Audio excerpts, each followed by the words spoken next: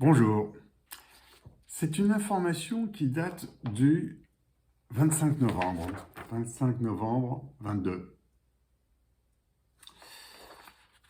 ITER prend 5 ans de retard. Prend 5 ans de retard. ITER, c'est un énorme projet. Il y a quelque chose comme 35 pays, 23 milliards d'engagés. Il s'agit de travailler sur la fusion nucléaire, contrairement à la fission qui est le nucléaire d'aujourd'hui. Il prend 5 ans de retard et quelques milliards de dollars en plus dans les dépenses. La faute, apparemment, cette fois-ci, à quelque chose un élément de Corée du Sud. Il y a un problème de soudure. On se retrouve toujours par rapport à ces problèmes-là dans les choses gigantesques. Là, c'est un autre article sur l'EPR. L'EPR prend des retards absolument gigantesques. Alors, qu'est-ce qu'il en est, si l'on veut? Parce que moi, qu'est-ce qui m'intéresse là en tant que signal faible? C'est-à-dire qu'on est sur des projets de plus en plus gros, de plus en plus imposants, et techniquement, on ne sait plus faire. Alors, est-ce que techniquement, on ne sait plus faire? On voit ce qui se passe sur les centrales EPR.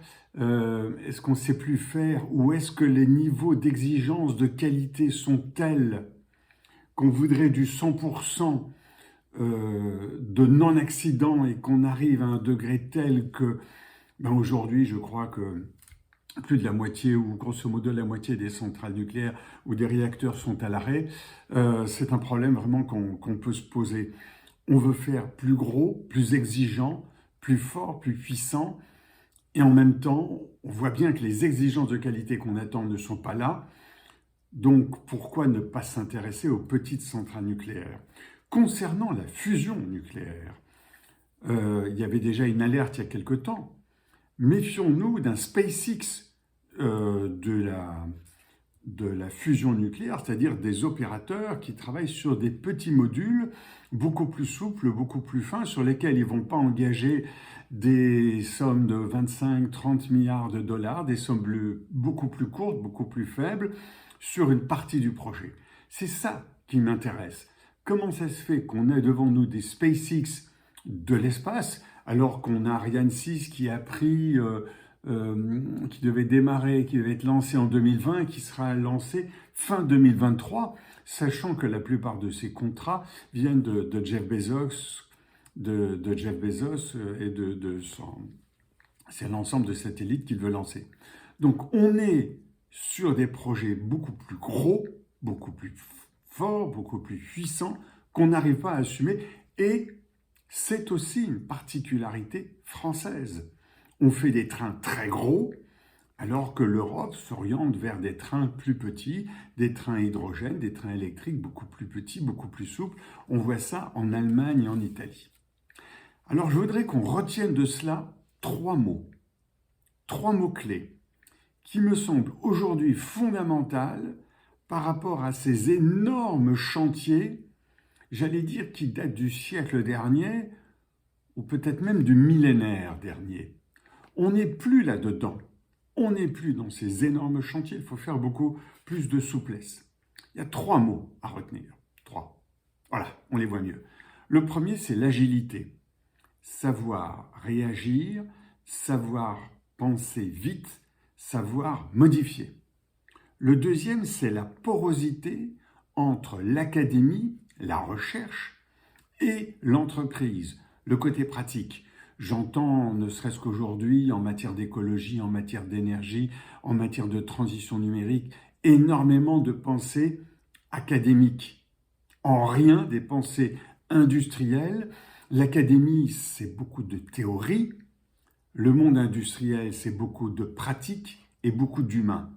Ce deuxième point est important, travailler en porosité, après l'agilité. Et le troisième point, viser le coup d'après. Et si ça ne marche pas, et quelle est l'étape suivante, et comment on pourrait faire? Alors bien sûr, c'est aussi de l'agilité, mais surtout ne pas s'enfermer dans un projet sur lequel on risque gros pour aller sur un projet sur lequel on risque moins. Et dans ce registre-là, je vais vous confier quelque chose qui a un peu été repris par les médias. Renault, comme Peugeot, Stellantis, ne sont pas favorables à la voiture toute électrique. Ils pensent qu'on va dans le mur. Et d'ailleurs, Thierry Breton, il y a quelques jours, a demandé une clause de revoyure. Eh bien, Peugeot a signé avec le chinois Geely, finalement, quelque chose comme la vente de ses compétences en essence et en diesel pour qu'elles puissent être reprises en Chine. C'est-à-dire qu'on est là sur le coup d'après. Est-ce qu'on n'est pas en train de nous enfermer dans un énorme projet sur lequel on ne saura pas réagir? Est-ce qu'il ne faut pas préparer déjà le coup d'après, en tout cas y être attentif? J'y reviens, face à ces énormes projets, pensons souple, pensons agile, pensons porosité entre l'université, la recherche, l'académie et l'industrie qui a ce côté humain qui est fondamental, et puis viser, ne pas oublier le coup d'après. Je repars en plongée. À bientôt.